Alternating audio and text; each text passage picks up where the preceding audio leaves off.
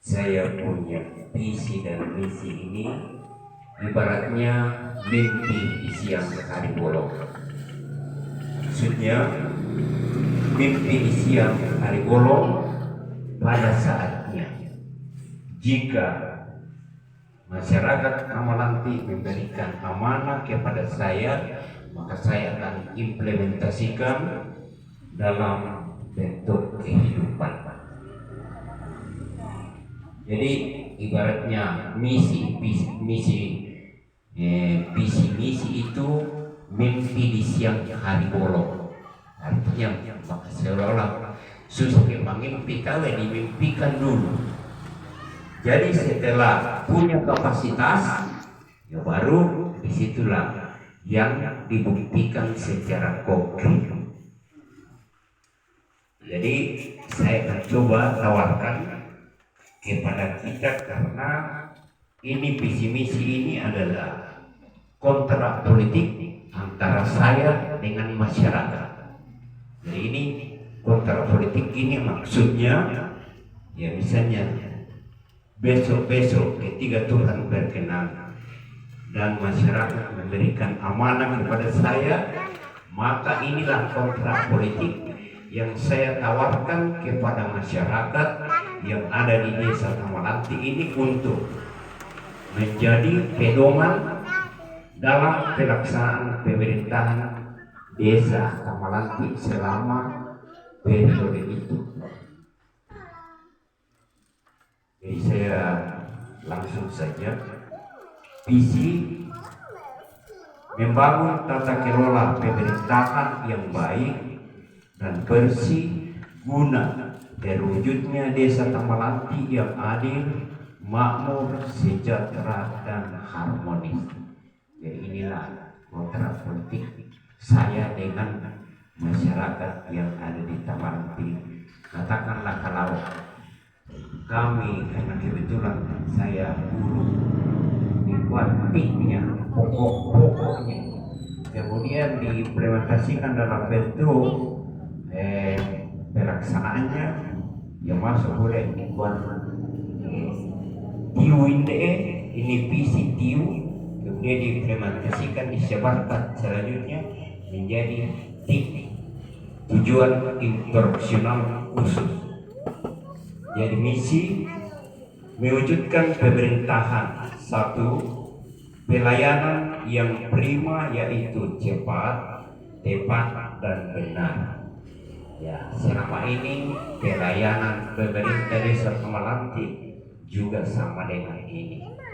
Tetapi kita mau tingkatkan lagi yaitu cepat, tepat dan benar. Maksudnya jika ada kebutuhan masyarakat yang sangat mendesak, maka harus cepat, tapi tepat juga. Jangan sampai misalnya sudah diurus kembali lagi karena tidak tepat. Maksudnya salah urus kan, salah apa kan, salah kalimatnya kan. Jadi sehingga perlu cepat, tepat dan benar. Sebab ketika masyarakat berulang-ulang datang, ya kira-kira bagaimana waktunya tugasnya. Kemudian yang kedua, optimalisasi penyelenggaraan pemerintahan desa Kamalanti yang meliputi A. Transparan, akuntabel dan demokrasi. Ya ini transparan, saya mau analogikan dulu. Yang dimaksud dengan transparan itu ibaratnya kalau bapak dan ibu menjemur padi, diratakan itu supaya kena sinar matahari semuanya. Itulah menurut saya yang dimaksud transparan. Maksudnya ada sesuatu mesti semua masyarakat yang ada di desa Kamalanti harus mengetahui. Jangan misalnya hanya Pak Desa, hanya ini dan lain sebagainya. Kemudian yang kedua, yang bagian B, membangun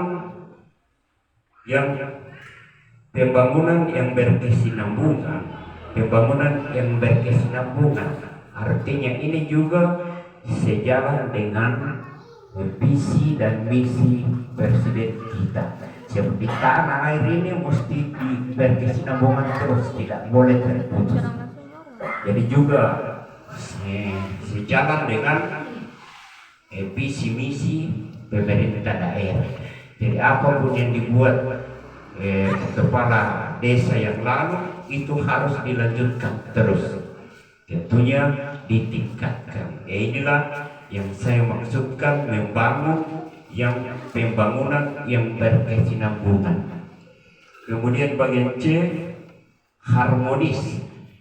Harmonis itu artinya handal, kemudian aman, kemudian religius, kemudian makmur, objektif, nasionalis, indah, dan sejahtera. Itu deh saya coba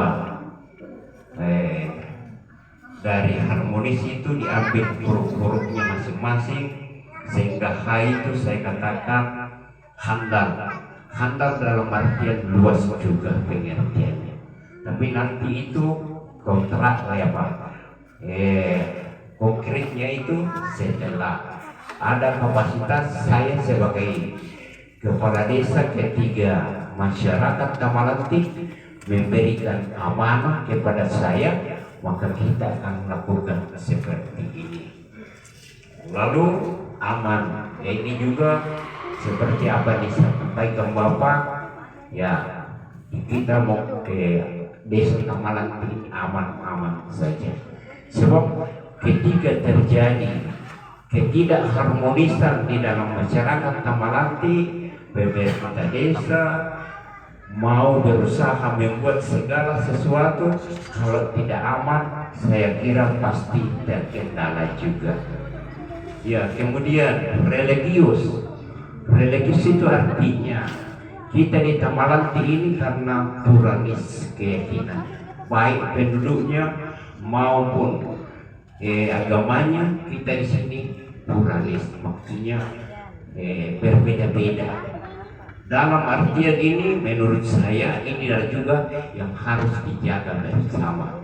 Kalau misalnya keyakinan si A beda, keyakinan si B beda, semua itu Pak adalah untuk keyakinan masing-masing harus kita hormat.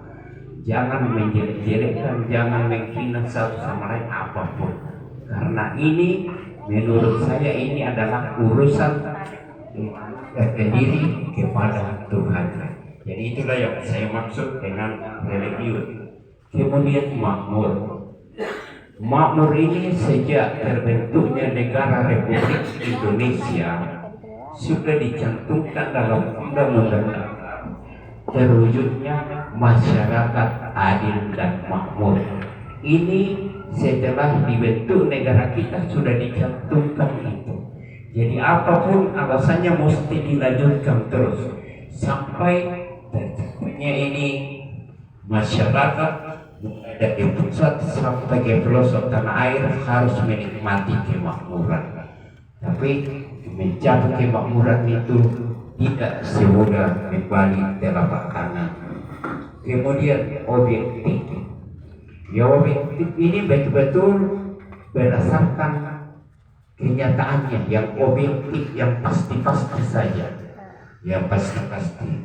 Kemudian nasionalis.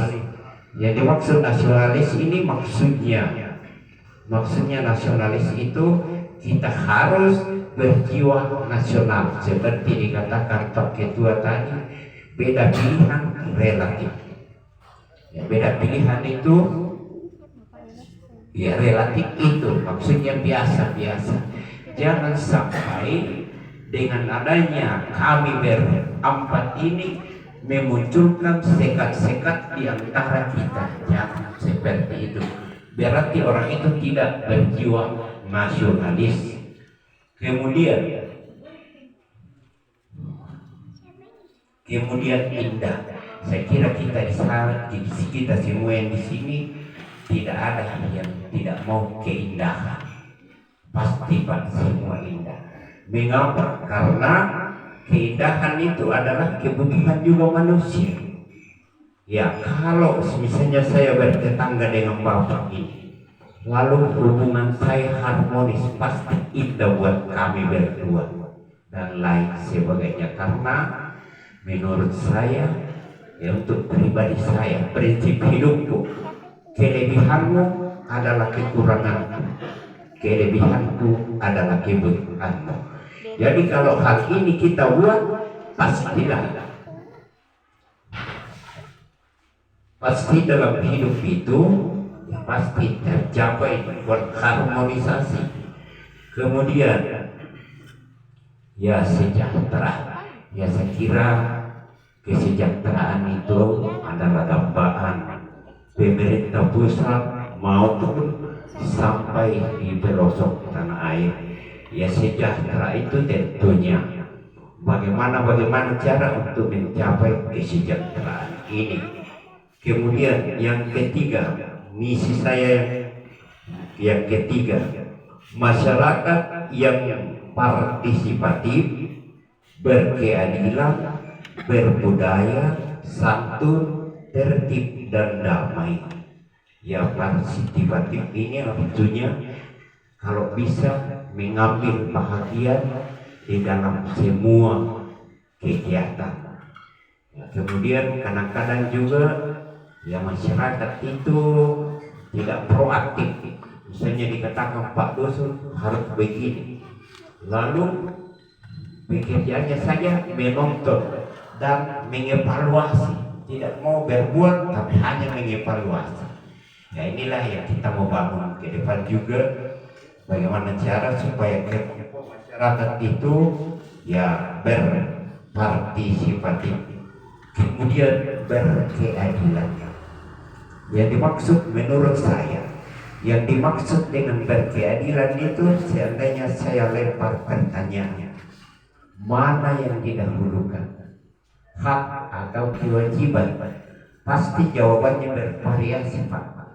Saya terupaya ya, kalau saya tawarkan minta jawaban, kira-kira mana yang didahulukan, hak atau kewajiban? Pasti jawaban itu berbeda-beda dengan mengkuai hak, dengan mengkuai kewajiban. Dan inilah yang kita mau bangun, bagaimana dalam kelompok masyarakat itu tentang hak, tentang keadilan. Ya keadilan, sebab ya banyak masyarakat, tapi saya kira di Tamalanti tidak ada mungkin di warga di sana yang anggap ya hak itu tidak tahu kewajibannya. Jadi ini dua hal dihadapkan kepada kita, hak atau kewajiban. Setelah kita memahami ini, maka terwujud namanya keadilan. Sebab banyak orang, kalau teori banyak orang tahu keadilan, cuma implementasinya dalam hidup tidak ditahu. Lalu berbudaya. Ya kebetulan hadir di tengah-tengah kita namanya pemangku adat bersama dengan lembaga adat yang berbudaya itu menanamkan sopan santun, kedisiplinan, atau matua dipotong-potongan, dipokok-potongan dan lain sebagainya. Berbudaya, karena saya rasa kalau kita di sini misalnya saya, ya misalnya opa yang teko berbudaya, ya mungkin kiarat kedua misalnya.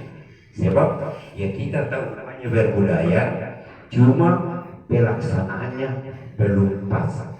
Kemudian santun mirip-mirip dengan ini, ya 11-12 berbudaya dengan santun. Tetapi kemudian tertib, sama dikatakan Bapak tadi, ketertiban dalam masyarakat. Kalau kita tertib Pak, maka tercapailah keindahan dalam kelompok masyarakat. Kemudian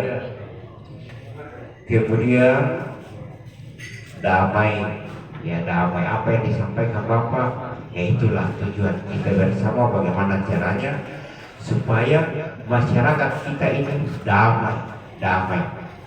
Kemudian yang ketiga, terciptanya kondisi masyarakat yang rukun dan pemberdayaan potensi yang ada dalam kurung SDM dan SDA. Nah, inilah. Jadi ketika Bapak atau Bapak dan Ibu masyarakat Kamalanti memberikan amanah kepada saya, maka kontrak politik saya dengan masyarakat Kamalanti inilah pemberdayaan potensi yang ada, yaitu sumber daya alam. Ya, untuk mencapai kesejahteraan, coba sumber daya alam yang ada di Kamalanti ini kita manfaatkan sebaik-baiknya, ya, untuk mencapai kesejahteraan ekonomi ada di masyarakat Kamalanti ini. Kemudian SDM, SDA, sumber daya manusia. Nah, ini di Kamalanti ini menurut saya sarjana banyak sekali, ya, banyak sekali, sehingga buat saya seorang pun tidak ada kontrak politik dengan saya. Maksudnya karena inilah pasti ada indikatornya nanti. Misalnya, contohnya misalnya saya ditunjuk misalnya mau menjadi sekretaris misalnya. Ya, ini tentang sumber daya manusia. Saya mau ditunjuk misalnya sekretaris desa misalnya. Lalu saya TBC, maksudnya TBC tidak tahu operasikan komputer, kira-kira bagaimana? Masuk akal kayak itu, karena sekarang ini zaman digital ini mesti teknologi, ya, teknologi.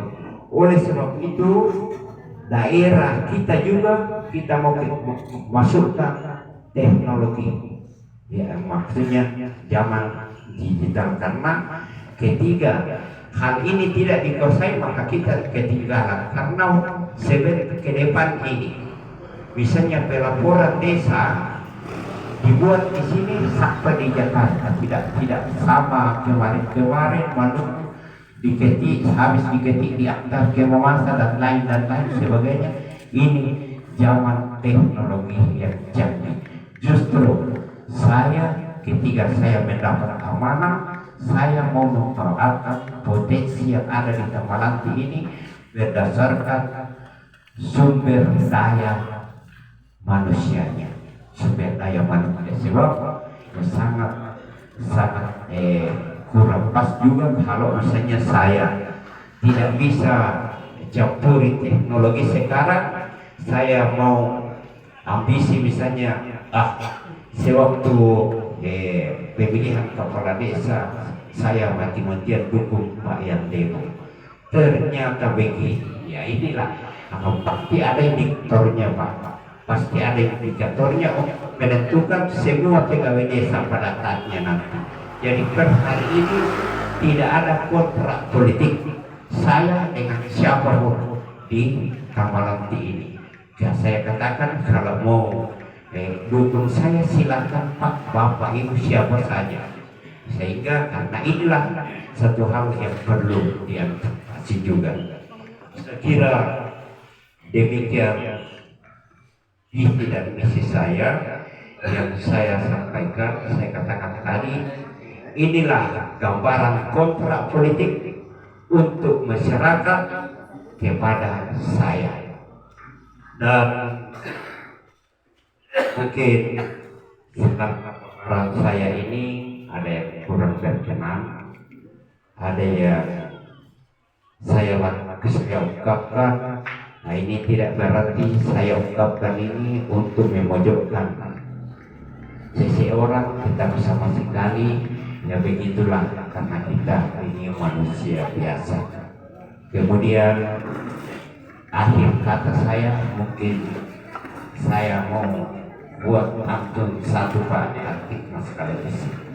Tapi pantun kampung ini karena kalau kami jalan bersama-sama rata-rata yang ikut-ikut saya banyak pantunnya.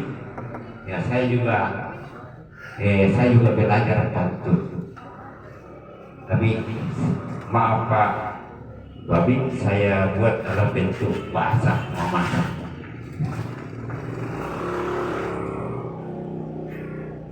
Artinya ini ungkapan terakhir. Apa pintu dan makloko pada itu mikro tak bisa pangalaman awamku. Terima kasih.